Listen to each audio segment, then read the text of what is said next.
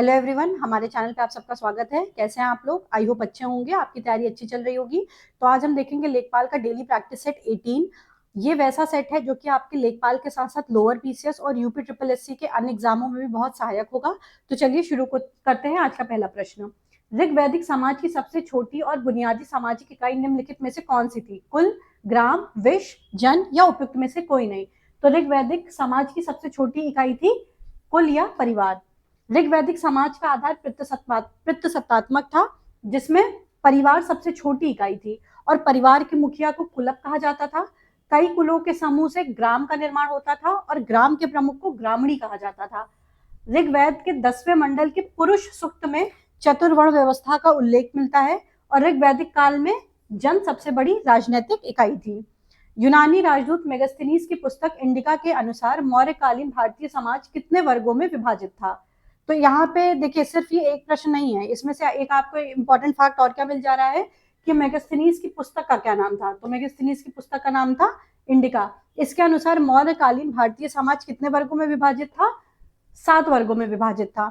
मेगास्थनीज ने भारतीय समाज को उसकी व्यावसायिक संरचना के आधार पर 7 वर्गों में बांटा था। इन वर्गों में दार्शनिक, किसान, चरवाहे, शिल्पी, सैनिक, निरीक्षक और सभासद भी शामिल थे। मेगास्थनीज ने अपनी पुस्तक में भारतीय समाज में दास प्रथा के अभाव का उल्लेख किया था। उसको नहीं मिली थी यहाँ पे दास प्रथा। मेगास्थनीज चंद्रगुप्त मौर्य के दरबार में सेलिकस निकेटर का राजदूत था और उसने पाटलिपुत्र को पॉलीब्रोथ्रा नाम से संबोधित किया था। दिल्ली सल्तनत के प्रशासनिक और सामाजिक ढांचे में उलेमा वर्ग का मुख्य उत्तरदायित्व क्या था? तो उलेमा वर्ग का मुख्य उत्तरदायित्व धार्मिक और न्यायिक परामर्श। देखिए, उलेमा वर्ग मुस्लिम समाज का शिक्षित और विद्वान वर्ग था जो धर्मशास्त्र का ज्ञाता होता था। सुल्तान प्रशासन और न्याय व्यवस्था में अक्सर उलेमाओं की शरीयत के आधार पर सलाह लेते थे। इस वर्ग का समाज पर गहरा धार्मिक प्रभाव था। सद्र उस सुदूर सल्तनत काल में धार्मिक मामलों और दान विभाग का प्रमुख होता था। ये इंपॉर्टेंट है आपके लिए। आपसे ऐसे भी पूछा जा सकता है कि सल्तनत काल में धार्मिक मामलों और दान विभाग के प्रमुख को क्या कहते थे? तो सद्र उस सुदूर। काजी उल कुजात राज्य का मुख्य न्यायाधीश होता था। आगे बढ़ते हैं। भारत में भौगोलिक क्षेत्रफल के आधार पर किस प्रकार के वनों का विस्तार सबसे ज्यादा है? उष्णकटिबंधीय सदाबहार वन, उष्णकटिबंधीय पर्णपाती वन, पर्वतीय वन, मैंग्रोव वन या उपयुक्त में से कोई नहीं। तो किस प्रकार के वनों का विस्तार सबसे अधिक है? ये उष्णकटिबंधीय पर्णपाती वनों का। उष्णकटिबंधीय पर्णपाती वन भारत में सबसे व्यापक वन है और इनको मानसूनी वन भी कहा जाता है। ये वन उन क्षेत्रों में पाए जाते हैं जहां वर्षा 70 सेंटीमीटर से 200 सेंटीमीटर के बीच में होती है। सागौन और साल इन वनों की सबसे महत्वपूर्ण व्यापारिक प्रजातियां हैं और शुष्क पर्णपाती वन अधिक वर्षा वाले क्षेत्रों में आर्द्र पर्णपाती वनों में परिवर्तित हो जाते हैं। हिमालय के दक्षिण में स्थित वह संकीर्ण पट्टी क्या कहलाती है जहां नदियां कंकड़ पत्थरों के नीचे विलुप्त हो जाती हैं? तराई, भाबर, बांगर, खादर या उपयुक्त में से कोई नहीं। तो इसका उत्तर क्या होगा? भाबर। शिवालिक के तलहटी में 8 से 16 किलोमीटर चौड़ी पट्टी को भाबर कहा जाता है।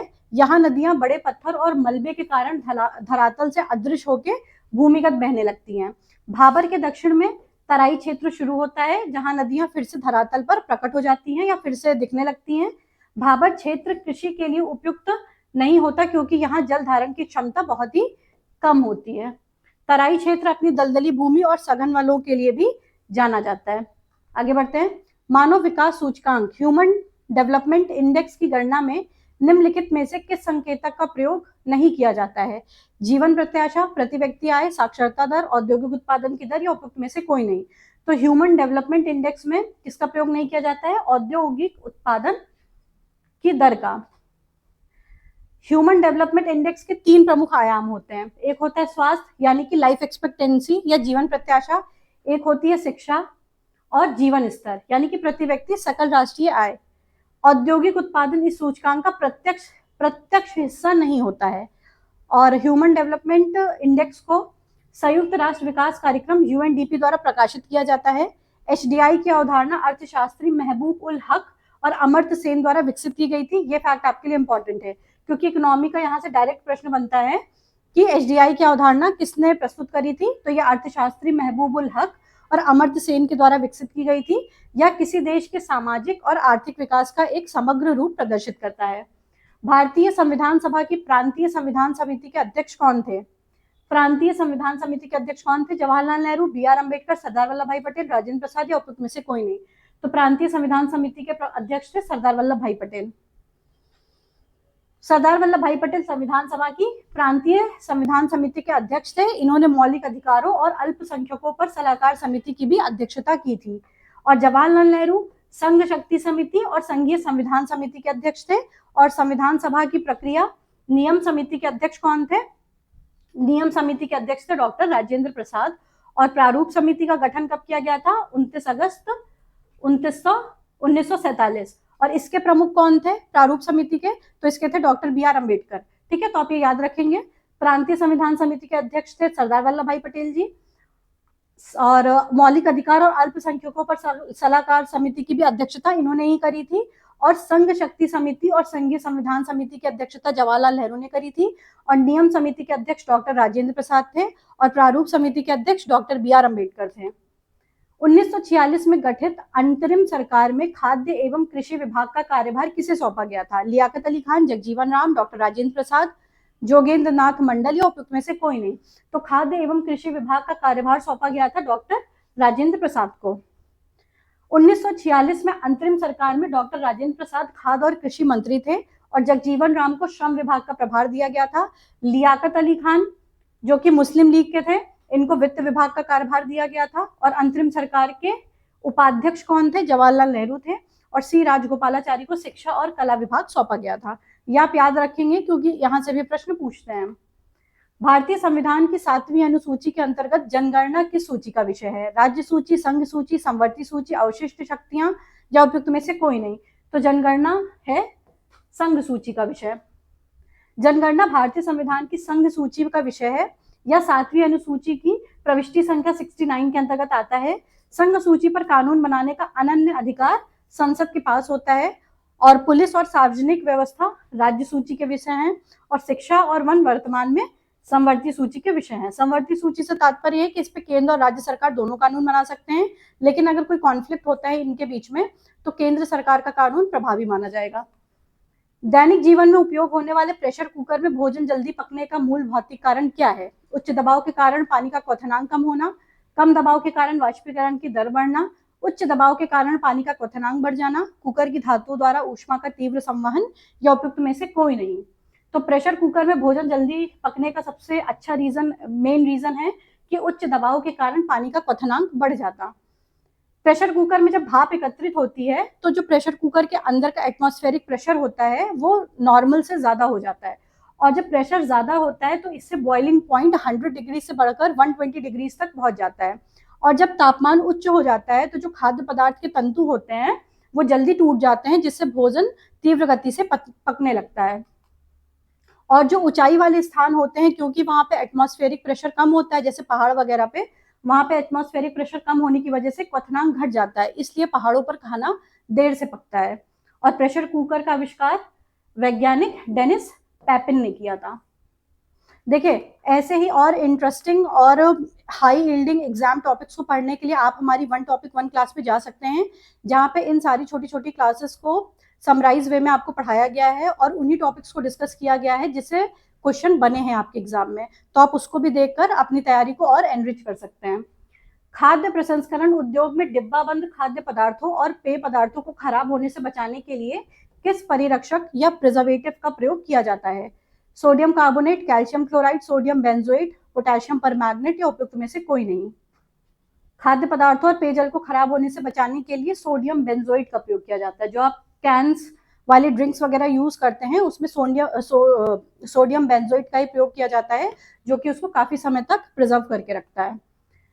सोडियम बेंजोएट एक प्रभावी खाद्य परिरक्षक है जो मुख्य रूप से अम्लीय खाद्य पदार्थों में प्रयोग होता है। ये बैक्टीरिया, खमीर और मोल्ड जैसे सूक्ष्म जीवों की वृद्धि को रोककर भोजन की शेल्फ लाइफ को बढ़ाता है और इसे अंतरराष्ट्रीय स्तर पर खाद्य ग्रेड एडिक्टिव के रूप में भी मान्यता प्राप्त है।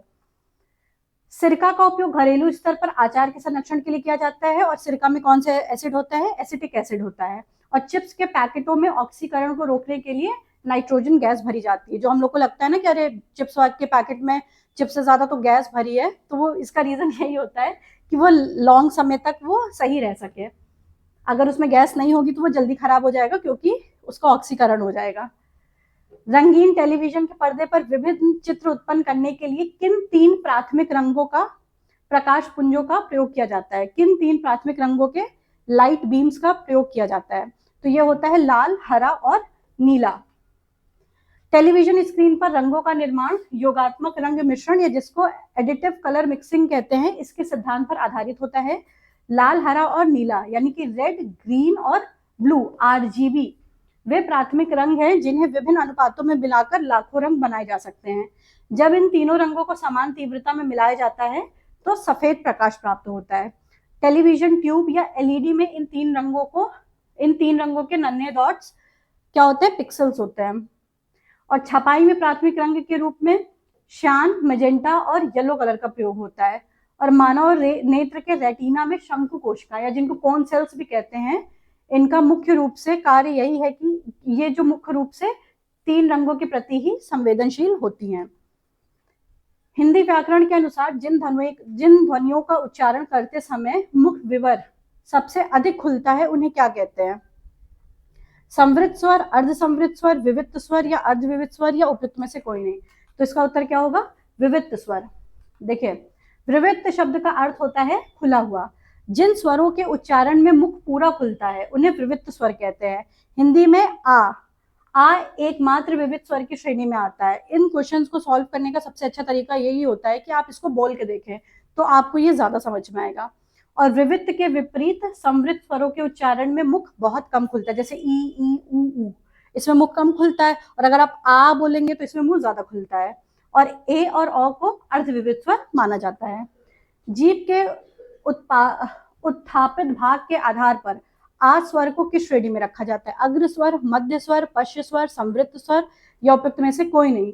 तो आ स्वर को रखा जाता है मध्य स्वर की कैटेगरी में। जीभ के प्रयोग के आधार पर स्वरों को 3 भागों में बांटा जाता है, अग्र, मध्य और पश्च। आ स्वर के उच्चारण में जीभ का मध्य भाग सक्रिय होता है, इसलिए इसको मध्य स्वर या उदासीन स्वर भी कहते हैं। और पश्च स्वरों में आ, उ, ओ और औ शामिल हैं। और अग्र स्वरों में ई, ए और ए आते हैं। उच्चारण की दृष्टि से आ स्वर की कोई विशिष्ट मात्रा नहीं होती है, इसलिए इसको अमात्रिक कहते हैं। हिंदी में प्रयुक्त होने वाले जा और फा ध्वनियों के व्याकरणिक दृष्टि से क्या संज्ञा दी गई है? यौगिक ध्वनियां, युग्मक ध्वनियां, आगत ध्वनियां, संयुक्त ध्वनियां या उपयुक्त में से कोई नहीं। जा और फा को तो इनको बोला जाता है युग्मक ध्वनियां, इनको बोला जाता है आगत ध्वनियां। देखिए, अरबी, फारसी और अंग्रेजी जैसे विदेशी भाषाओं से हिंदी में आई ध्वनियों को आगत ध्वनियां कहते हैं। इनके नीचे लगने वाले बिंदु को नुक्ता कहते हैं। जैसे देखिए यहाँ पे लगा ये जा लिखा है तो ये जा है, जब इसके नीचे नुक्ता लग जाता है तो ये जा हो जाता है। ऐसे ही अगर हम ऐसे लिखेंगे तो ये फा है और इसके नीचे नुक्ता लगेगा तो फा हो जाएगा। ठीक है। और ये कैसी ध्वनियां होती है? ये आगत ध्वनियां होती हैं। राजा शिव प्रसाद सितारे हिंद ने इन ध्वनियों के प्रयोग की वकालत की थी। हिंदी में का, खा, गा, जा, फा को आगत व्यंजन माना जाता है। अंग्रेजी से आया ओ आगत स्वर कहलाता है। ठीक है, जैसे कि ये है, ये आगत स्वर है। जब एक ही व्यंजन ध्वनि का द्वित 2 बार प्रयोग हो जाता है, जैसे दिल्ली या पक्का शब्दों में, तो उसको क्या कहते हैं? संयुक्त ध्वनिया, संपृक्त ध्वनिया, युग्मक ध्वनिया, आगत ध्वनिया या उपयुक्त में से कोई नहीं। तो जब 2 बार एक ही शब्द का प्रयोग, एक ही व्यंजन ध्वनि का प्रयोग होता है तो उसको हम युग्मक ध्वनिया कहते हैं। जब एक ही ध्वनि का 2 बार प्रयोग होता है, एक आधा और एक पूरा, तो उसे युग्मक या द्वित ध्वनि कहते हैं। जैसे चक्का, इसमें आधा का है फिर पूरा का प्रयोग हुआ है, तो ये कैसी है? युग्मक ध्वनिया। जा, जा, आधा जा फिर पूरा जा, ड़ा और फिर ड़ा, ये पूरा ड़ा। यदि 2 अलग अलग व्यंजन मिलते हैं तो उसे संयुक्त ध्वनि कहते हैं। संपृक्त ध्वनि में एक ध्वनि 2 व्यंजनों से जुड़ी होती है, जैसे कि कंबल में माँ। आगे बढ़ते हैं। हिंदी शब्दकोश के अनुसार क्षा वर्ण क्रम किस वर्ण के ठीक बाद आता है? तो ये का के ठीक बाद आता है। क्षा एक संयुक्त व्यंजन है जो का और शा के मेल से बनता है। शब्दकोश में संयुक्त वर्ण अपने प्रथम घटक वर्ण के वर्ग में ही आते हैं, अतः क्षा का क्रम का से शुरू होने वाले शब्दों के बाद और खा से पहले आता है। इस प्रकार त्रा का क्रम ता के बाद आता है और ज्ञा का क्रम जा के बाद आता है। आगे बढ़ते हैं। निम्नलिखित में से कौन सा एक कृत्रिम या मानव निर्मित पारिस्थितिकी तंत्र का उदाहरण है? वन, झील, धान का क्षेत्र, घास का मैदान या उपयुक्त में से कोई नहीं। तो इसका उत्तर क्या होगा? मानव निर्मित कौन सा है? धान का खेत। धान के खेत या जिसको पैडी फील्ड भी कहते हैं, ये एक कृत्रिम पारिस्थितिकी तंत्र है क्योंकि इसे मनुष्यों द्वारा बनाया और प्रबंधित किया जाता है। वन, झील, घास के मैदान प्राकृतिक पारिस्थितिकी तंत्र है जो कि प्रकृति में स्वतः विकसित होते हैं।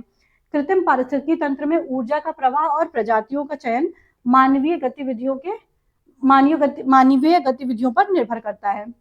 एक्वेरियम भी कृत्रिम पारिस्थितिकी तंत्र का ही एक अन्य उदाहरण है, क्योंकि एक्वेरियम भी कांच का बना होता है, वो ह्यूमन मेड होता है, उसमें हम खुद से ही पानी डालते हैं, खुद से ही मछली लाके डालते हैं, तो ये सब मानव निर्मित होता है। पारिस्थितिकी तंत्र के दो मुख्य प्रकार होते हैं, एक प्राकृतिक और एक कृत्रिम। बगीचे और बांध भी कृत्रिम पारिस्थितिकी तंत्र की श्रेणी में ही आते हैं। विश्व का सबसे विशाल और स्थिर पारिस्थितिकी तंत्र निम्नलिखित में से कौन सा है? पर्वत, समुद्र, रेगिस्तान, वन या उपयुक्त में से कोई नहीं। तो सबसे अधिक विशाल और सबसे ज्यादा स्थिर पारिस्थितिकी तंत्र होता है समुद्र। महासागर या समुद्र पृथ्वी का सबसे बड़ा पारिस्थितिकी तंत्र है जो पृथ्वी की सतह का लगभग 71% भाग कवर करता है। समुद्री पारिस्थितिकी तंत्र अपनी विशालता और रासायनिक संरचना के कारण सबसे ज्यादा स्थिर माना जाता है और इसमें लवणता और ऑक्सीजन की मात्रा जैविक जीवन को भी प्रभावित करती है। यह कार्बन डाइऑक्साइड के अवशेषण में महत्वपूर्ण भूमिका निभाता है, यानी कि कार्बन सिंक के लिए बहुत इंपॉर्टेंट है। और पृथ्वी पर कुल जल का लगभग 97% भाग महासागरों में खारे पानी के ही रूप में है और महासागरीय धाराओं का वैश्विक जलवायु के नियमन में बहुत ही महत्वपूर्ण योगदान है। किसी खाद्य श्रृंखला यानी कि फूड चेन में प्रकाश ऊर्जा को रासायनिक ऊर्जा में बदलने का कार्य कौन करता है? प्राथमिक उपभोक्ता, द्वितीयक उपभोक्ता, हरे पौधे, अपघटक या उपयुक्त में से कोई नहीं। तो प्रकाश ऊर्जा को रासायनिक ऊर्जा में परिवर्तित करने का काम करते हैं हरे पौधे। हरे पौधे प्रकाश संश्लेषण की प्रक्रिया द्वारा सूर्य के प्रकाश को रासायनिक ऊर्जा में बदलते हैं और इन्हें स्वपोषी या ऑटोट्रॉप्स भी कहते हैं क्योंकि ये अपना भोजन स्वयं बनाते हैं। खाद्य श्रृंखला में इन्हें उत्पादक या प्रोड्यूसर के रूप में जाना जाता है। शेष सभी जीव प्रत्यक्ष या अप्रत्यक्ष रूप से इन्हीं पर डिपेंडेंट होते हैं और प्रकाश संश्लेषण में क्लोरोफिल और सूर्य का प्रकाश अत्यंत आवश्यक घटक होते हैं। और स्थलीय पारितंत्र में मुख्य उत्पादक शाकीय और काष्ठीय पौधे होते हैं। भारत में प्रसिद्ध सुंदरवन निम्नलिखित में से किस पारिस्थितिकी तंत्र का प्रतिनिधित्व करता है? मरुस्थलीय पारिस्थितिकी तंत्र, मैंग्रोव पारिस्थितिकी तंत्र, शीतोष्ण वन, टुंड्रा पारिस्थितिकी तंत्र या उपयुक्त में से कोई नहीं। तो ये किसका प्रतिनिधित्व करते हैं सुंदरवन? मैंग्रोव पारिस्थितिकी तंत्र का। कहाँ पे मिलते हैं ये सुंदरवन? वेस्ट बंगाल में। सुंदरवन दुनिया का सबसे बड़ा मैंग्रोव वन क्षेत्र है जो गंगा ब्रह्मपुत्र डेल्टा में स्थित है। यह खारे पानी और मीठे पानी के मिलन स्थल पर विकसित होता है। यहाँ सुंदरी नामक वृक्ष बहुतायत में पाया जाता है जिनके नाम पर इसका वन क्या पड़ गया है? सुंदरवन पड़ गया है। और ये क्षेत्र रॉयल बंगाल टाइगर का प्राकृतिक निवास स्थल भी है।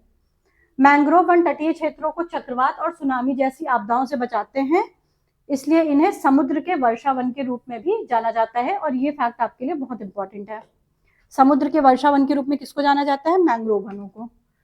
एक छोटे तालाब को किस प्रकार के पारिस्थितिकी तंत्र की श्रेणी में रखा जाएगा? स्थलीय, जलीय, पर्वतीय, मरुस्थलीय या उपयुक्त में से कोई नहीं। तो ये किसमें आएगा? जलीय पारिस्थितिकी तंत्र में आएगा।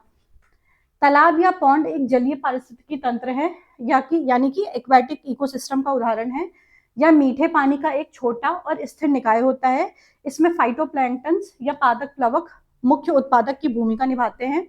तालाब के पारिस्थितिकी तंत्र में विभिन्न परतों में प्रकाश की उपलब्धता अलग अलग होती है। ठहरे हुए पानी के तंत्र को लेंटिक कहते हैं और बहते हुए पानी को लोटिक कहते हैं। ठीक, जैसे नदी के पानी को क्या बोला जाएगा? वो लोटिक है। और जो तालाब का पानी होता है उसको क्या बोलेंगे? लेंटिक बोलेंगे, क्योंकि वो ठहरा हुआ होता है। और जो लोटिक होता है वो फ्लो करता रहता है, बहता रहता है। झील और दलदल भी स्थिर जल तंत्र के ही उदाहरण है। यानी कि किसके उदाहरण है? झील और दलदल लेंटिक के। आगे बढ़ते हैं।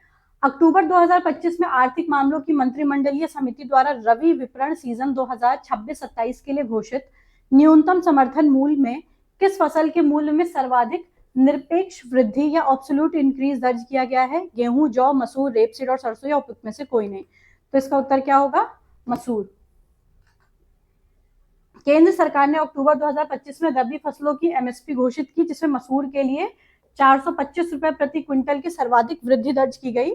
दूसरे स्थान पर सरसों रही, जिसके एमएसपी में लगभग 300 रुपए प्रति क्विंटल की वृद्धि देखी गई। और गेहूं के एमएसपी में 150 रुपए प्रति क्विंटल की वृद्धि के साथ इसे 2,425 रुपए निर्धारित किया गया है।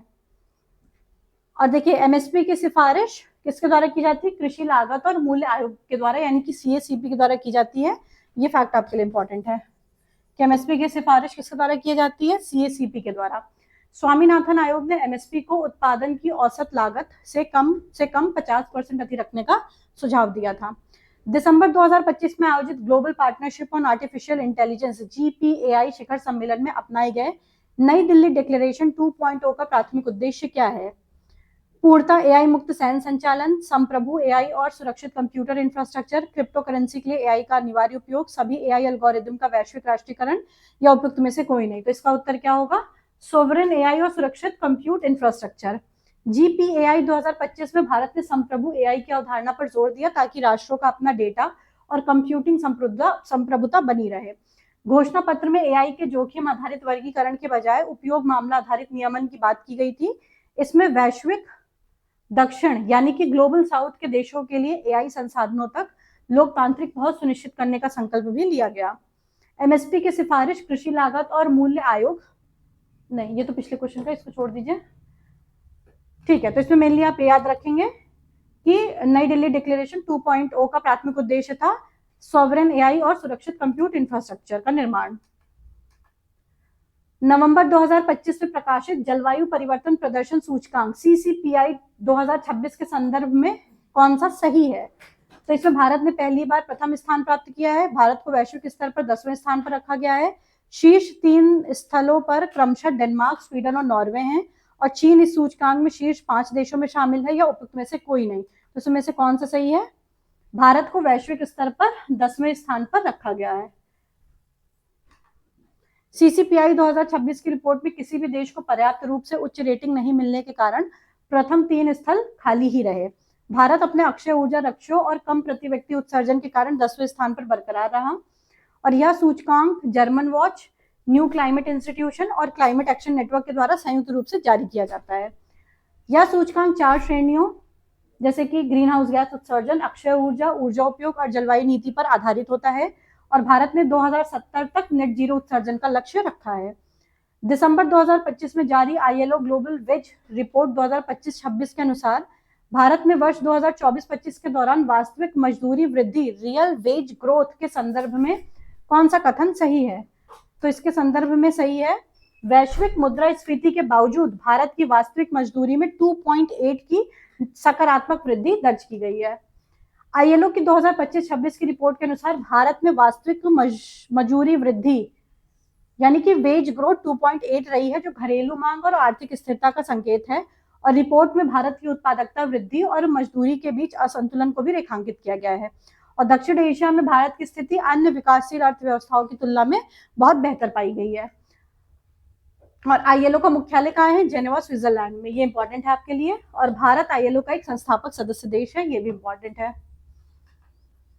नीति आयोग द्वारा प्रवर्तित सहकारी संघवाद, जिसको कोऑपरेटिव फेडरलिज्म भी कहते हैं, इसका वास्तविक अर्थ नियोजन की प्रक्रिया में क्या है? तो इसका वास्तविक अर्थ नियोजन की प्रक्रिया में है राज्यों की सक्रिय भागीदारी के साथ राष्ट्रीय विकास प्राथमिकताओं का साझा दृष्टिकोण विकसित करना। सहकारी संघवाद के अंतर्गत केंद्र और राज्य सरकारें एक दूसरे के पूरक के रूप में काम करती हैं। नीति आयोग राज्यों को नीति निर्माण की प्रक्रिया में बराबर का भागीदार मानता है, और ये बॉटम अप दृष्टिकोण पर आधारित है, जहां योजनाएं स्थानीय आवश्यकताओं के अनुरूप बनती है, यानी कि बॉटम से अप जाता है। और नीति आयोग का गठन 2015 में हुआ था, इसने योजना आयोग का स्थान लिया था। ठीक है, ये सब सारे फैक्ट आप याद रखेंगे। और इसके पदेन अध्यक्ष कौन होते हैं? इसके पदेन अध्यक्ष प्रधानमंत्री होते हैं। नीति आयोग की टीम इंडिया हब राज्यों और केंद्र के बीच समन्वय का काम करती है। यह प्रतिस्पर्धी संघवाद या कोऑपरेटिव कॉम्पिटिटिव फेडरलिज्म को भी बढ़ावा देता है, ताकि राज्यों के बीच स्वस्थ प्रतिस्पर्धा बनी रहे। जनवरी 2023 में शुरू किए गए आकांक्षी ब्लॉक कार्यक्रम या एस्पिरेशनल ब्लॉक प्रोग्राम का प्राथमिक लक्ष्य क्या है? तो इसका लक्ष्य है कि देश के सबसे पिछड़े ब्लॉकों में शासन और सेवाओं के वितरण में सुधार करना। ठीक है, ये एस्पिरेशनल ब्लॉक प्रोग्राम का यह कार्यक्रम देश के 500 ब्लॉकों में जीवन की गुणवत्ता में सुधार लाने के लिए शुरू किया गया है। इसके अंतर्गत स्वास्थ्य, पोषण, शिक्षा, कृषि और जल संसाधन जैसे 5 प्रमुख क्षेत्रों पर ध्यान केंद्रित किया जाता है। या आकांक्षी जिला कार्यक्रम की सफलता के आधार पर ब्लॉक स्तर तक विकेंद्रीकृत नियोजन का विस्तार है। उत्तर प्रदेश के कई ब्लॉकों को इस कार्यक्रम के तहत शामिल किया गया है। इसमें डेटा संचालित निगरानी के लिए एक परफॉर्मेंस डैशबोर्ड का प्रयोग किया जाता है। नीति आयोग द्वारा जारी निर्यात तैयारी सूचकांक एक्सपोर्ट प्रिपेयर्डनेस इंडेक्स के मूल्यांकन के 4 मुख्य स्तंभों में से कौन सा इसमें शामिल नहीं है? तो इसमें शामिल होगी policy, business ecosystem, export ecosystem. इसमें मिलिट्री सिक्योरिटी इंफ्रास्ट्रक्चर शामिल नहीं होता है। देखिए, निर्यात तैयारी सूचकांक राज्यों की निर्यात क्षमता यानी कि उसकी एक्सपोर्ट कैपेसिटी कितनी है और उसकी प्रिपेयर्डनेस कितनी है, इसका आंकलन करता है। इसके 4 मुख्य स्तंभ होते हैं: नीति, व्यवसायिक पारिस्थितिकी तंत्र, निर्यात पारिस्थितिकी तंत्र और निर्यात प्रदर्शन। सैन्य सुरक्षा अवसंरचना इसका हिस्सा नहीं होता है क्योंकि यह आर्थिक और वाणिज्यिक मूल्यांकन है। और तटीय राज्यों में इस सूचकांक में ऐतिहासिक रूप से बेहतर प्रदर्शन किया गया है और उत्तर प्रदेश जैसे लैंडलॉक्ड राज्यों के लिए इसमें अलग श्रेणी का मूल्यांकन किया जाता है। ठीक है, अब आगे के क्वेश्चन आपसे खुशबू मैम डिस्कस करेंगी। Thank you ma'am. I hope आपको ये क्लासेस समझ में आ रही होंगी। आपके कोई भी प्रश्न है या कोई भी डाउट है या कोई भी सजेशंस हैं तो आप कमेंट सेक्शन में मेंशन कर सकते हैं। अब हम आगे क्लासेस करेंगे, आगे क्वेश्चन देखेंगे जिसमें हम ग्राम विकास, यूपीजी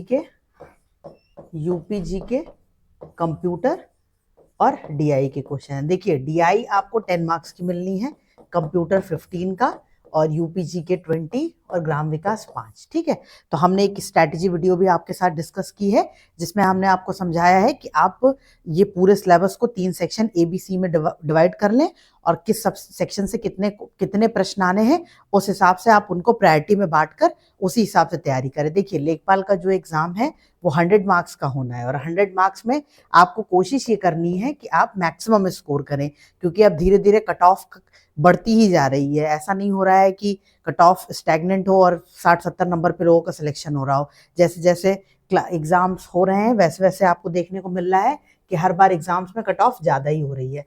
तो उस चीज़ को ध्यान में रखकर ही आप पढ़ाई करिए। ठीक है, और ये क्लासेस जो हैं, ये प्रैक्टिस सेट जो हैं, वो आपको हेल्प करेंगे ये समझने में कि हमें किस डायरेक्शन में तैयारी करनी है और कैसे तैयारी करनी है, कौन सा सब्जेक्ट आपका वीक है, किस सब्जेक्ट में आपका अच्छा स्कोर आता है। तो ये सब आप एनालाइज करिए इन क्लासेस को देख के। अब देखिए, भारत सरकार की लखपति दीदी योजना के तहत स्वयं सहायता समूह की महिलाओं के लिए प्रतिवर्ष कितनी न्यूनतम आय का लक्ष्य रखा गया है?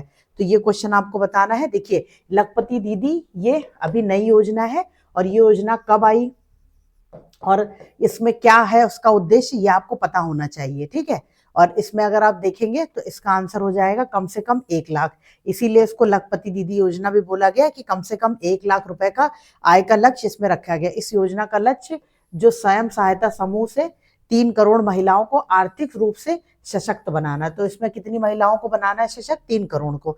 इसके अंतर्गत महिलाओं के विभिन्न कौशल जैसे एलईडी बल्ब, एलईडी, देखिए एलईडी जो बल्ब बनते हैं, बल्ब बनाना, ड्रोन संचालन, ठीक है, कृषि तकनीकी में प्रशिक्षित किया जाना। ड्रोन संचालन में क्या है, ऐसी एक स्कीम है जिसमें 15,000 ड्रोन जो है वो कंपनी देगी, बाकी ड्रोन सरकार बनाएगी और ड्रोन से ही जो खेतों में जो वो फर्टिलाइजर्स यूज होते हैं ना, जो उर्वरक, उनका छिड़काव करना ड्रोन से और अपने खेतों को मॉनिटर करना, ये सब महिलाओं को सिखाया जाएगा।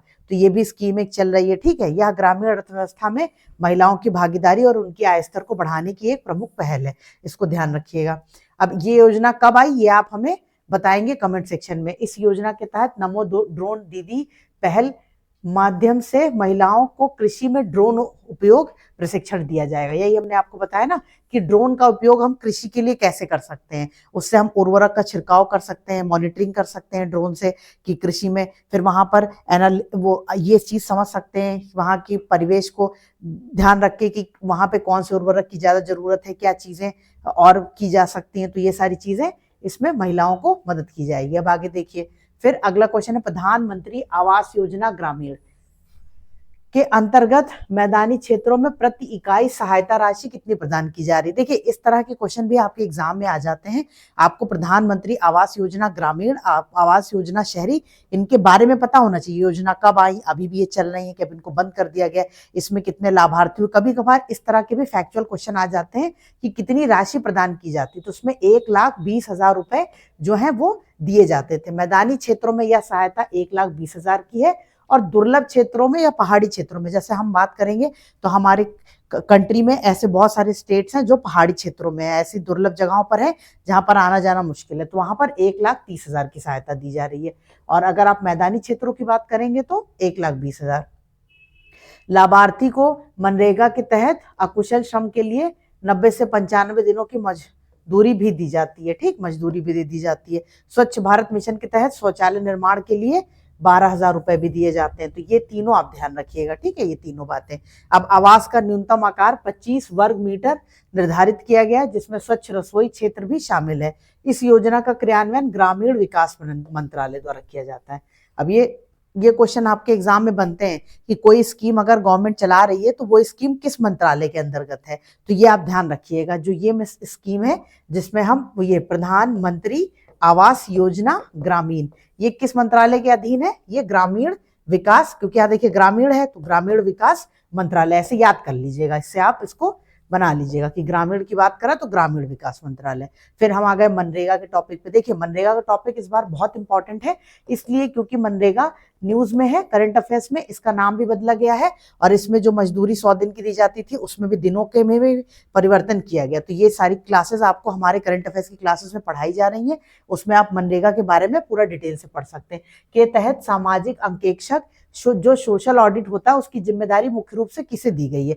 तो देखिए सोशल ऑडिट होगा, गांव लेवल पे होता है, तो इसमें अगर आप देखेंगे तो इसको ग्राम सभा को दे देनी चाहिए, है ना। ग्राम सभा को देने से क्या फायदा, देखिए धारा 17 के तहत ग्राम सभा ग्राम पंचायत द्वारा निष्पादित सभी कार्यों के निष्पादन का सामाजिक अंकेक्षक का काम करती है। यह प्रक्रिया भ्रष्टाचार को रोकने और पारदर्शिता सुनिश्चित करने के लिए एक सशक्त उपकरण है, यह आपको ध्यान रखना है, ठीक। अब ये राज्य स्तर पर स्वतंत्र रूप से स्थापित किए जाते हैं सामाजिक अंकेक्षक इकाई, ये बहुत जरूरी है। मान लीजिए कोई स्कीम चल रही है और उसका हम क्या कहते हैं, उसमें हमने ऑडिट नहीं किया, तो ऑडिट नहीं किया हमें पता ही नहीं चलेगा कि वो सही चल रही है गलत चल रही है। उसमें ट्रांसपेरेंसी, अकाउंटेबिलिटी, देखिए ये गवर्नमेंट के पिलर्स होते हैं कि गवर्नमेंट को ट्रांसपेरेंट होना चाहिए, पारदर्शी, जनता को क्या दिख रहा है, गवर्नमेंट क्या बोल रही है, उसमें कोई गड़बड़ नहीं होनी चाहिए, ठीक है। तो ट्रांसपेरेंसी हो गई। अकाउंटेबिलिटी, जैसे हमने कोई बात कही, हमने कहा आपसे कि हम ये चीज आपको पढ़ाएंगे, उसके बाद हम उसको कैसे कर रहे हैं कैसे नहीं कर रहे हैं, तो उस चीज के लिए हमें अकाउंटेबल होना पड़ेगा, ठीक है। तो हमारा उत्तरदायित्व है, जैसे सरकार का उत्तरदायित्व है जनता की तरफ, क्यों, क्योंकि जनता ने उनको चुनकर भेजा है शासन करने के लिए, तो वो अकाउंटेबिलिटी। तो ये 3-4 पिलर हैं जिसके बारे में थोड़ा डिटेल में, कभी कभार देखिए डिटेल में ऐसे पूछ लिया कि ट्रांसपेरेंसी से आप क्या समझते हैं, 4 ऑप्शन दे दिया, तो इसमें आपको ये काम आ जाएगी इसकी एक्सप्लेनेशन, ठीक है। अब देखिए वर्ष 1866 में उत्तर पश्चिम प्रांत वर्तमान उत्तर प्रदेश के लिए एक उच्च न्यायालय की स्थापना आगरा में की गई थी। इसे किस वर्ष इलाहाबाद स्थापित किया गया। जैसे आप अभी पढ़ते होंगे कि उत्तर प्रदेश का जो हाई कोर्ट है वो इलाहाबाद में स्टैब्लिश है, ठीक है, और उसकी एक पीठ है जो लखनऊ में स्टैब्लिश है। तो अगर इलाहाबाद है तो इसका मतलब क्या है कि पहले ये कहां पर थी, आगरा में थी, ये याद कर लीजिएगा, ठीक है, कि इलाहाबाद से पहले हमने हाई कोर्ट जो है वो आगरा में बनाया था, और वो भी कब बनाया था, 1866 में। तो 1866 में, तो अब आगरा में तो है नहीं, तो अब कहां पर है, तो इसको हमने शिफ्ट कर दिया 1869 में, ठीक है, 1869 1869 में हमने जो न्यायालय था उसको इलाहाबाद शिफ्ट कर दिया। कारण देखिए 1869 में इसे अधिक केंद्रीय स्थान और प्रशासनिक सुगमता के कारण इलाहाबाद स्थानांतरित कर दिया गया। 1919 में इसका नाम बदलकर इलाहाबाद उच्च न्यायालय रख दिया गया।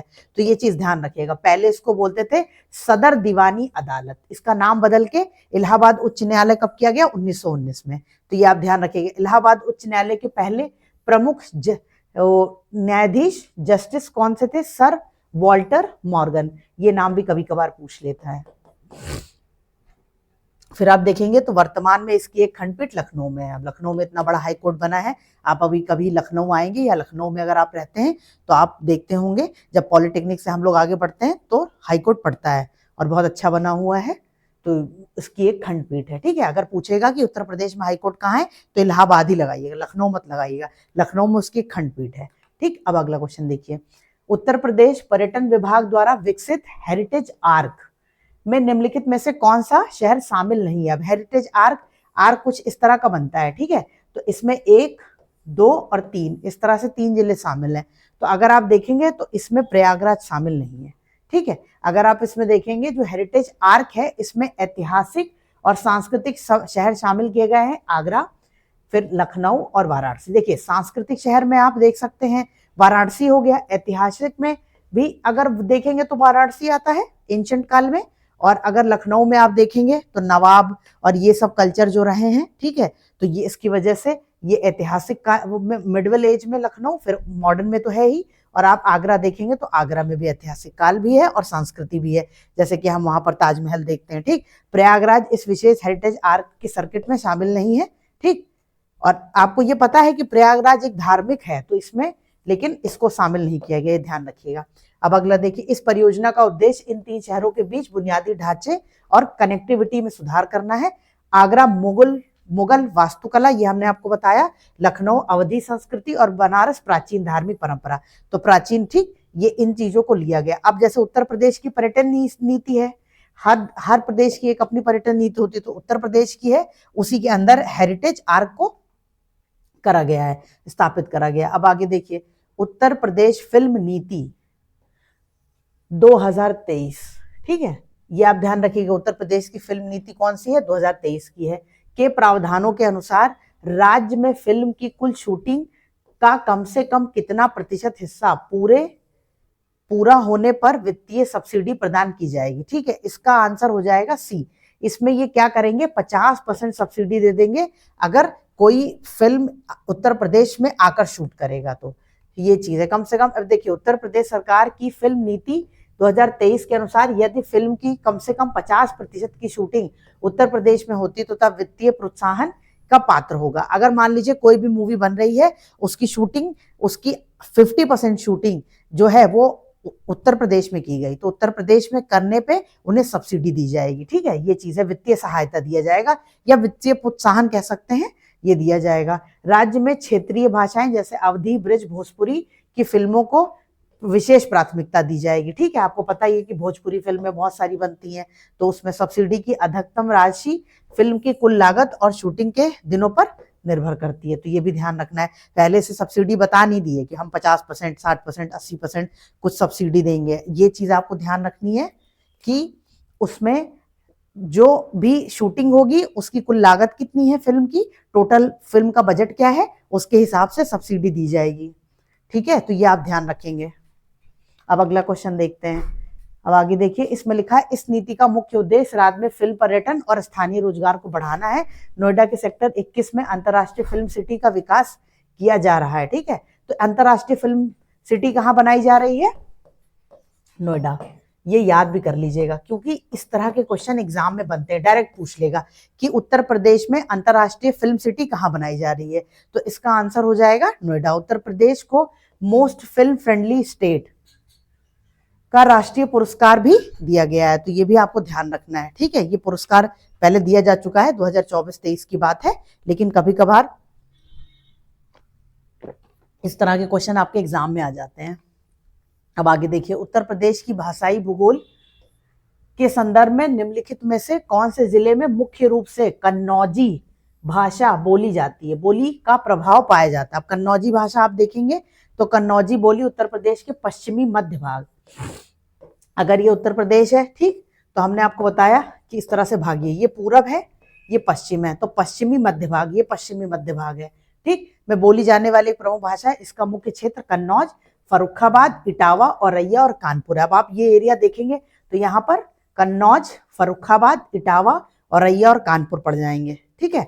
ये आप ध्यान रखिएगा क्योंकि देखिए उत्तर प्रदेश का मैप भी बहुत इंपॉर्टेंट है और धीरे धीरे हम जो one topic one class discuss कर रहे हैं उसमें हमने कन्नौज की लोकेशन और उसकी भाषा, वहाँ उस ओडीओपी, ये सब डिस्कस किया हुआ है। तो आप उन क्लासेस को देखें जो वन टॉपिक वन क्लास है, आप उनको पूरा देखेंगे। उसमें अब तक के जितने भी उत्तर प्रदेश से संबंधित क्वेश्चन पढ़ाए गए हैं उन सब टॉपिक से आपको एग्जाम में क्वेश्चन मिलेंगे, तो आप उन्हें जरूर तैयार करें, वो आपके रिवीजन के लिए बहुत अच्छी है। ठीक, आगे देखिए, यह बोली ब्रज भाषा से काफी निकट मानी जाती है और सौरसेनी अपभ्रंश से विकसित हुई है। ठीक, तो गोरखपुर में भोजपुरी, ये याद रखिएगा। पूर्वी भाषा में देखिए उत्तर प्रदेश के पूर्वी में पूर्वी जो एरिया है वहां पर भोजपुरी कई जगह पर बोली जाती है। क्यों? क्योंकि वो बिहार से लगता है, तो जो बिहार से लगता है वहां भोजपुरी। और मेरठ और सहारनपुर आप देखेंगे तो यहाँ खड़ी बोली। तो ऐसा क्यों हो रहा है? क्यों? क्योंकि हम दिल्ली हरियाणा इसके पास हैं, तो यहाँ पर खड़ी बोली बोली जाती है, तो ये ध्यान रखिएगा। प्रसिद्ध साहित्यकार अमृतलाल नागर के उपन्यास अमृत और विष में उत्तर प्रदेश के किस शहर के सामाजिक जनजीवन का विस्तृत चित्रण किया गया है? तो इसका आंसर जो है वो लखनऊ है। ठीक, देखिए इस तरह की पुस्तक के बारे में कभी कभार एग्जाम में पूछ लेता है। अगर आपको एक्स्ट्रा टाइम मिले कभी तो कुछ बुक्स पढ़ा करिए। बुक्स पढ़ने से हमें नॉलेज भी बढ़ती है और हमें ये समझ में आता है कि हिंदी साहित्यकार कितना अच्छा लिखा करते थे। ठीक है, आप ये पढ़ेंगे तो पता चलेगा। ये जो अमृतलाल नागर है ये उत्तर प्रदेश के उन प्रमुख साहित्यकारों में से एक है जिन्होंने लखनऊ के परिवेश को अपनी रचनाओं का केंद्र बनाया था। तो ये आप ध्यान रखिएगा। जैसे आपको ये पता है कि इनकी रचनाओं का केंद्र लखनऊ का परिवेश हुआ करता था, तो ऑप्शन में हमने देखा, हमें एग्जैक्टली नहीं पता है पर इससे अंदाजा लग जाएगा। ठीक, उनका सबसे प्रसिद्ध उपन्यास है जिसके लिए उन्हें साहित्य अकादमी पुरस्कार मिला हुआ है 1967 में। तो ये आप ध्यान रखिएगा। इस उपन्यास में लखनऊ के मध्यवर्गीय समाज और वहां की गलियों के जीवंत संस्कृति का वर्णन किया गया है। तो ये आप ध्यान रखिएगा। उनकी अन्य प्रमुख रचनाएं कौन सी है? बूंद और समुद्र और मानस के हंस। यहाँ से आपको 3 क्वेश्चन मिल गए। ठीक है, तो ये आप ध्यान रखिएगा। इसके नाम एक बार पढ़ लीजिए। उत्तर प्रदेश के खान पान की संस्कृति के संदर्भ में प्रसिद्ध पेठा मिठाई का संबंध किस शहर से है? देखिए ये अगर आप देखेंगे तो ये ओपी में भी आ जाता है, वन डिश एक जिला एक उत्पाद। और पेठा के बारे में हम पढ़ते हैं तो इसका आंसर होता है आगरा। आगरा के पेठा बहुत प्रसिद्ध हैं। जो लोग भी आगरा घूमने जाते हैं तो उनके रिलेटिव कहते हैं कि भैया हमारे लिए वहां से पेठा ले आना। आप आगरा जाएंगे तो आप आगरा में देखेंगे कि वहां जो पेठे की दुकानें हैं वो इतनी बड़ी और एक पूरी मार्केट ही ऐसी बनी हुई है। और पेठे कैसे? पान का पेठा, एकदम पान शेप में वो होता है और खाने में आपको पान का स्वाद आएगा। चॉकलेट का पेठा, ऐसे वहां पर इतनी वैरायटी है पेठे की। तो कभी मौका मिले तो जरूर आगरा जाइएगा और वहां पे ये चीज खाइएगा। अपने किसी भी शहर की लोकल चीज का जो टेस्ट होता है वो जरूर पता होना चाहिए। अब हम देखते हैं इसका एक्सप्लेनेशन। आगरा का पेठा न केवल उत्तर प्रदेश बल्कि पूरे विश्व में अपनी शुद्धता और स्वाद के लिए फेमस है। इसे सफेद कद्दू, एशगार्ड एक होता है जिसे हम सफेद कद्दू कहते हैं, से बनाया जाता है। या कई स्वादों में उपलब्ध है। हमने बताया ना आपको, हमने खाया भी है पान पेठा, चॉकलेट पेठा, वो हर तरह के पर देखिए सिंपल प्लेन पेठा तो पूरे भारत में बिकता है और पूरे उत्तर प्रदेश में मिल जाता है। पर इस तरह के 15, 20, 50 तरह की वैरायटी के पेठे वो वहां पर ही मिलते हैं। ठीक, आगरे का पेठा उत्तर प्रदेश की सांस्कृतिक पहचान और खाद्य परंपरा का अभिन्न अंग है। ठीक, तो ये ध्यान रखिएगा। फिर अगला क्वेश्चन देखते हैं। उत्तर प्रदेश सरकार की पर्यटन नीति 2022 के तहत राज्य में पर्यटन इकाइयों को निम्नलिखित में से किस श्रेणी के अंतर्गत मान्यता और लाभ प्रदान किया गया है? तो आप अगर देखेंगे तो ये हो जाएगा आपका उत्तर प्रदेश पर्यटन नीति के तहत पर्यटन को उद्योग का दर्जा दिया गया है। ठीक है, और इस दर्जे के कारण पर्यटन इकाइयों को अब औद्योगिक दरों पर बिजली, पानी और अन्य कार्यों पर छूट प्राप्त होती है। ठीक है, हमने क्या किया? हमने पर्यटन को एज अ उद्योग डेवलप करने के लिए कर दिया है। तो कैटेगरी कौन सी है? अगर आप बात करेंगे पर्यटन, तो पर्यटन की जो कैटेगरी है वो उद्योग की है। तो जब उद्योग में आ गया तो उद्योग में जो लोग काम कर रहे हैं, ठीक है, वो उनको जो बिजली, पानी, ठीक है, जो भी बेसिक सुविधाएं जो सरकार से मुहैया कराई जाती हैं, उन सभी सुविधाओं पे क्या कहते हैं? छूट दी जाएगी। छूट इसलिए दी जाती है क्योंकि जो भी उद्योग कर रहा है वो और अच्छा कर सके, उसको पैसे कम देने पड़े, टैक्स कम भरना पड़े, तो इससे उन उद्योग को फायदा मिलता है। राज्य के निजी निवेश को प्रोत्साहन मिलेगा, रोजगार भी सृजन होगा। जैसे कि उद्योग में देखिए होटल, रिजॉर्ट, एडवेंचर टूरिज्म अब औद्योगिक सब्सिडी प्राप्त करने के पात्रता रखते हैं। तो ये आप ध्यान रखिएगा। इस नीति में इको टूरिज्म मतलब कि एनवायरमेंट फ्रेंडली टूरिज्म और हेरिटेज स्टे जैसे कि विशेष बल दिया गया। जैसे उत्तर प्रदेश में बहुत सारी हेरिटेज बिल्डिंग्स हैं, तो उन बिल्डिंग्स को हम ऐसा डेवलप कर रहे हैं, बेटर बना रहे हैं कि जिसमें हम हेरिटेज स्टे करा सकें। ठीक, अब ये चीज ध्यान रखिएगा। पर्यटन नीति का लक्ष्य आगामी 5 वर्षों में उत्तर प्रदेश को देश के पसंदीदा पर्यटन गंतव्य में बनाना है। ठीक है, जब से देखिए अयोध्या का राम मंदिर जब से बन गया है और वहां पर लोग आने लगे, तब से आप देखिए उत्तर प्रदेश में सबसे ज्यादा जो पर्यटक आए हैं वो अयोध्या में आए हैं। तो ये सारी चीजें हैं। अब देखिए फिर हम आ गए अपने कंप्यूटर के सेक्शन में। देखिए हमने बात करी थी कि यूपी के 20 क्वेश्चन आएंगे, इसलिए हमारी टेस्ट सीरीज में रोज आपको 6 से 7 क्वेश्चन उत्तर प्रदेश के मिलते हैं। और आज के जो क्वेश्चन है वो थोड़े से टफ और थोड़े डेप्थ वाले। देखिए क्वेश्चन अगर आपको 20 मिलने हैं तो बहुत इजी तो मिलेंगे नहीं, हर तरह के क्वेश्चन एग्जाम में मिलेंगे। तो आप ये मान के चलिए कि जो भी क्लासेस यहाँ पढ़ाई जा रही है आपको हर पहलू पे क्वेश्चन कराया जा रहा है, चाहे वो इजी हो, चाहे वो टफ हो, चाहे वो मॉडरेट हो, हर लेवल के क्वेश्चन आपको मिलेंगे। बहुत डीप भी मिलेंगे, बहुत ऊपर की सतही भी मिलेंगे, तो वो सब हम करा रहे हैं। ठीक, अब हम अपना कंप्यूटर का सेक्शन देखेंगे और कंप्यूटर के सेक्शन में आप देखेंगे तो क्वेश्चन पहला देखिए, 5 क्वेश्चन रहते हैं रोज। तो इसमें देखिए MIT द्वारा विकसित प्रोजेक्ट वर्ल्ड विंड, ये वर्ल्ड विंड 1951 कंप्यूटर इतिहास में क्यों महत्वपूर्ण है। तो अगर आप देखेंगे तो इसमें पहली बार ये लिखा हुआ है ना, यह रियल टाइम प्रोसेसिंग और ग्राफिक डिस्प्ले वाला पहला कंप्यूटर था। ये बहुत इंपॉर्टेंट, देखिए कंप्यूटर के इतिहास में ये सारे क्वेश्चन बनते हैं और इन सबसे क्वेश्चन आपको जरूर मिलेंगे। ये थोड़े टफ है, थोड़े डिफिकल्ट है, इनको आप बार बार देखिएगा। जो भी क्लासेस आप हमारी देख रहे हैं उसमें जो भी सेक्शन आपको वीक लगता है, अगर आपका कंप्यूटर वीक है तो वो क्वेश्चन बार बार देखिए। उसमें फिर कोई डाउट है तो आप कमेंट सेक्शन में उसको मेंशन कर दीजिए, या कुछ गलत पढ़ा दिया गया है या फिर कोई फैक्ट बताने में कोई गलती हो गई है तो आप उसको जरूर कमेंट सेक्शन में बताइएगा, फिर हम उस पर आपको और एक्सप्लेन कर देंगे। और ये सारे जो टॉपिक्स हैं वो आपको हमारी कंप्यूटर की क्लास में भी मिलेंगे, वहां पर एक्सप्लेनेशन मिलेगा, यहाँ क्वेश्चन आंसर के फॉर्मेट में मिलेगा। ठीक, अब ये आप देख लिए। देखिए अब इसमें देखिए प्रोजेक्ट वर्ल्ड विंड जो है मूल रूप से अमेरिकी नौसेना के लिए एक फ्लाइट सिमुलेटर के रूप में विकसित किया गया था। यह पहला कंप्यूटर था जिसमें गणना के लिए मैग्नेटिक कोर मेमोरी का यूज किया गया था। इसमें रडार डेटा को वास्तविक समय में संसाधित करने की क्षमता प्रदर्शित की, ये आप ध्यान रखिएगा। इसमें सेमी ऑटोमेटिक, जिसको हम सेज बोलते हैं, ग्राउंड इन्वायरमेंट वायु रक्षा प्रणाली के विकास का मार्ग प्रशस्त किया। इसमें पहली बार वीडियो डिस्प्ले यूनिट, ठीक है, CRT का उपयोग किया गया। जैसे हम ग्राफिक्स की बात करते हैं तो हम एक GUI, ठीक है, इसकी बात करते हैं, ग्राफिक्स यूजर इंटरफेस। तो इसमें क्या होगा, जो वीडियोस हैं वो इसी में चलते हैं। पहले के कंप्यूटर जो इनिशियल फेज में आए उसमें GUI नहीं था, वीडियोस नहीं चला करते थे, इमेज नहीं फॉर्म होती थी, वो इसमें होने लगी। तो ये आप ध्यान रखिएगा। फिर अगला क्वेश्चन देखते हैं। वर्ष 1973 में जेरोक्स पार्क्स, ठीक है, पार्क्स, ये आप ध्यान रखिएगा, जेरोक्स पार्क्स द्वारा निर्मित जेरोक्स ऑल्टो गाड़ी एक आपको पता होगा, मारुति सुजुकी की बहुत फेमस गाड़ी है ऑल्टो।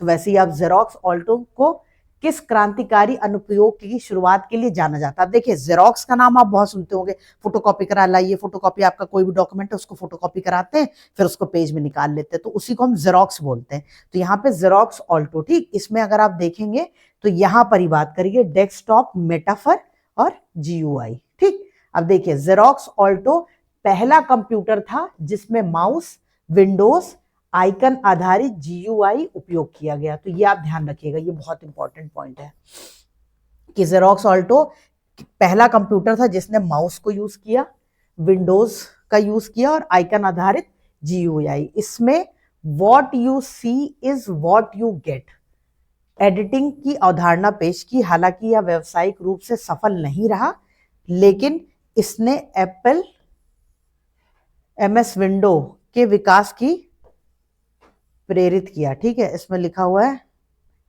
एप्पल मैकिंटोश और MS विंडोज, ये आप ध्यान रखिएगा। ये ऑपरेटिंग सिस्टम्स हैं जिनके विकास में इसने एक रास्ता दिया कि हम ऐसा कर सकते हैं। ये सफल नहीं हो पाया, पर जो आगे चलकर प्रोग्राम, जो कंप्यूटर सफल हुए, उनके लिए एक मार्ग प्रशस्त कर दिया इसने, ठीक है। तो ये आप ध्यान रखिएगा। इसने ईथरनेट नेटवर्किंग तकनीक का भी पहली बार प्रयोग किया। देखिए इसने काम बहुत एडवांस लेवल पे किया था, अब सफलता नहीं मिल पाई, वो एक इसका निगेटिव पॉइंट है, पर इसने आगे के कंप्यूटर के लिए बहुत हेल्प कर दी। अब देखिए पर्सनल कंप्यूटर पीसी की जो बात करते हैं, आधुनिक रूप से ब्लूप्रिंट माना जाता है। अब जैसे देखिए ब्लूप्रिंट का मतलब आप क्या समझते हैं? ब्लूप्रिंट का मतलब ये हुआ कि एक ऐसा डायग्राम जिसको देखकर हम समझ सकते हैं कि आगे आने वाली जो इमेज बनेगी वो ऐसी बनेगी। जैसे मान लीजिए कोई बहुत बड़ी बिल्डिंग बनानी हो तो आर्किटेक्ट उसका पहले ब्लूप्रिंट बनाते हैं, फिर वो ब्लूप्रिंट में वो सब कुछ बनाते हैं जो उन्हें उस बिल्डिंग में बनाना होता है, ठीक है। तो ये कैसा कंप्यूटर साबित हुआ? पर्सनल कंप्यूटर के लिए एक ब्लूप्रिंट बना कि ये सारी जो फीचर्स हैं वो कंप्यूटर में होने चाहिए। फिर अगला क्वेश्चन देखिए, कंप्यूटर नेटवर्क के इतिहास में ARPANET 1969 का पहला सफल संदेश किन दो विश्वविद्यालयों के नोट्स के बीच में भेजा गया? तो ये ULCA और SRI में, स्टैनफोर्ड रिसर्च इंस्टीट्यूट, इनके बीच में पहला संदेश भेजा गया था, ठीक है। अब ये 1969 में यूनिवर्सिटी ऑफ कैलिफोर्निया और स्टैनफोर्ड रिसर्च इंस्टीट्यूट के बीच में पहला संदेश भेजा गया। पहला संदेश केवल LO था क्योंकि लॉगिन टाइप करने से सिस्टम जो था वो क्रैश कर गया था, तो सिर्फ LO ही चला गया संदेश यह, ठीक है। तो ये आप ध्यान रखेंगे, यह पैकेट स्विचिंग तकनीकी पर आधारित दुनिया का पहला नेटवर्क था। दुनिया का पहला नेटवर्क था, पर किस पर आधारित? पैकेट स्विचिंग, ये आप ध्यान रखिएगा। ARPANET को अंग्रेजी रक्षा विभाग की एजेंसी ARPA या आप उसको बोलते हैं DARPA द्वारा वित्त पोषित किया गया था। इसे इंटरनेट का अग्रदूत माना जाता है, ठीक है। इसके बाद से धीरे धीरे इंटरनेट पे हम शिफ्ट होने लगे ARPANET के बाद। तो इसके बाद अगला क्वेश्चन देखिए, व्यवसायिक इतिहास में लियो 1 जिसको बोलते हैं लियोन्स इलेक्ट्रॉनिक ऑफिस कंप्यूटर का क्या महत्व है? तो आपको बताना है इसका क्या महत्व है। तो आप देखेंगे इसका महत्व है, यह व्यावसायिक डेटा प्रोसेसिंग बिजनेस एप्लीकेशन के लिए उपयोग किया गया पहला कंप्यूटर था, ठीक। इसमें आप देखेंगे तो 1951 में ब्रिटेन की जे लियोन्स एंड को द्वारा अपने बेकरी व्यवसाय के प्रबंधन के लिए विकसित किया गया था। इसका उपयोग मुख्य रूप से पेरोल और इन्वेंट्री मैनेजमेंट जैसे वाणिज्यिक कार्यों के लिए किया जाता है। इसने साबित किया कि कंप्यूटर केवल विज्ञान तक सीमित नहीं है बल्कि व्यवसाय में भी। अब देखिए इन्वेंट्री मैनेज करना, मैनेजमेंट का काम करना, तो इसका मतलब कि सिर्फ साइंस के लिए कंप्यूटर नहीं यूज कर रहा है, हम मैनेजमेंट में भी यूज कर रहे हैं, बिजनेस मैनेजमेंट भी कर रहे हैं इससे, ठीक है। अब देखिए अगला, आधुनिक कीबोर्ड में उपयोग होने वाले क्वार्टी लेआउट का आविष्कार क्रिस्टोफर लैथम सोल्स,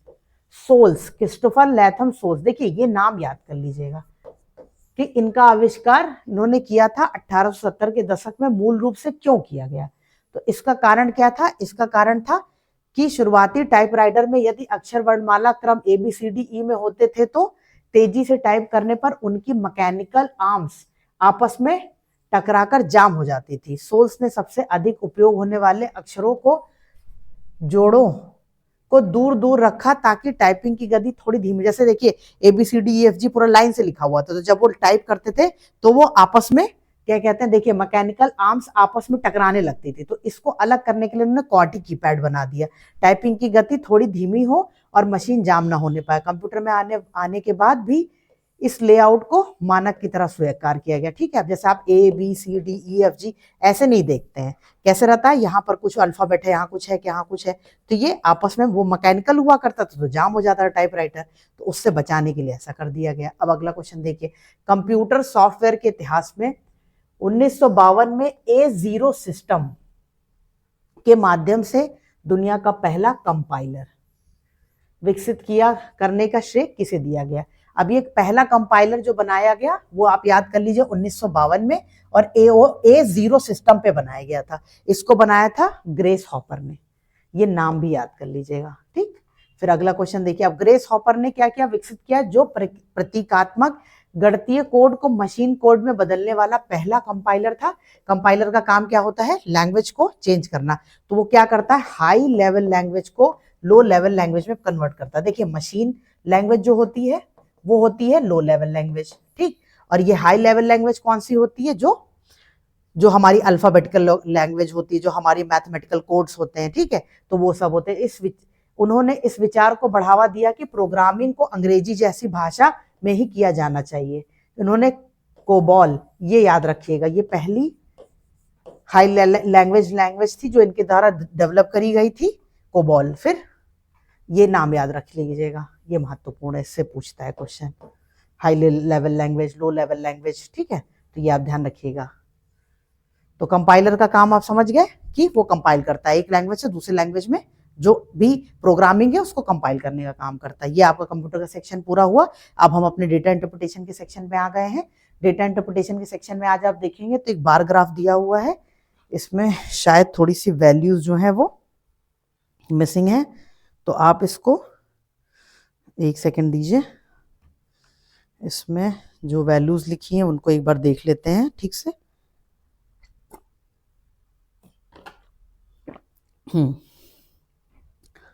अब यहां पर देखिए क्या लिखा हुआ है, ये रेवेन्यू है करोड़ में, ठीक, ऊपर लिखा हुआ है company revenue with value, revenue with value, ये ध्यान रखिएगा। अब यहां पर A B C D E, 1 2 3 4 5 company है, ठीक है। अब यहां पर आप देखेंगे जो ब्लैक से दिख रहा है, ब्लैक से, ये जो ब्लैक से दिख रहा है ये 2022 है, और ये जो व्हाइट से या डार्क ग्रे कलर का है ये 2023 है। तो ये ध्यान रखिएगा, ये 23, ये 23, ये सब ब्लैक वाले 22 हैं, तो इसको हमें ध्यान रखना है। अब वैल्यू आप देख लीजिए, यहाँ पर है 400, फिर यहाँ पर है 480, यहाँ पे आप देखेंगे 300, यहाँ पे आप देखेंगे तो 360, उसके बाद आगे 500, 450, ठीक, फिर आगे देखिए 250 और 300, ये 250 है और ये 300 है, फिर यहाँ पर 600 और ये वैल्यू है 720, ठीक है, यहाँ पर ये 720 है, इसको ध्यान रखिएगा, ये वैल्यूज बहुत जरूरी है। अब यहाँ पर हमने देख लिया यह 5 अलग अलग company A B C D E के 2022 जो ब्लैक में बना हुआ है और 2023 जो है वो ग्रे में बना हुआ है, ठीक, ये ध्यान रखिएगा, ब्लैक और ग्रे में करोड़ों में कंपनी का रेवेन्यू जिसे हम राजस्व कहते हैं ये दर्शाया गया है, और आपको इसी पे बेस्ड 5 क्वेश्चन बनाए गए हैं, उन्हें समझना है और उन्हें आंसर करना है। देखिए पहला क्वेश्चन है वर्ष 2022 में सभी कंपनियों का औसत राजस्व कितना रहा। तो 2022 में सभी कंपनियों का राजस्व अगर हमें निकालना है तो हमने देखा था ये 400 था, ये 300, फिर आप देखेंगे ये 500, देखिए 2022 कौन सा है, ब्लैक वाला, तो ये देख रहे हैं 300, फिर ये 250 प्लस ये 600, ठीक। अब इसको आप जोड़िए, देखिए 6 4 10 1000 यहाँ से हो गया, और अगर आप देखेंगे तो 5 3 8 1800 और 200 जोड़ेंगे तो 2000, ये आपका आ जाएगा 2050, और हमें बस आप बताना क्या है औसत, तो 1 2 3 4 5 कंपनी है तो 5 से भाग कर दीजिए, ये आ जाएगा 55, 5 चौक 20, 0 5 इकन्ने 5, एक सेकेंड, हाँ, इसको 5 चौक 20, 5 इकन्ने 5, 0 410, ठीक। इसका मतलब औसत क्या हो जाएगा 2022 में 410, ये ध्यान रखिए, ये इसका आंसर हो गया। अब आगे देखते हैं, अगला क्वेश्चन कह रहा है वर्ष 2023 में कंपनी ई का राजस्व कंपनी बी के राजस्व से कितना प्रतिशत अधिक है। देखिए अब अधिकता तो बतानी है पर परसेंटेज के साथ, ठीक। तो इस तरह के क्वेश्चन हम पहले भी क्लासेस में आपको करा चुके हैं, अब आप समझ गए होंगे कि ये क्वेश्चन का वैल्यू कैसे निकालते हैं। हम 2023 में कंपनी ई, अगर आप 2023 में कंपनी ई की वैल्यू देखेंगे तो ये 720 है, और 2023 में कंपनी का राजस्व कंपनी बी ये है, इसमें 2023 में आप देखेंगे तो ये आपका था 360, ठीक, तो ये 360 है।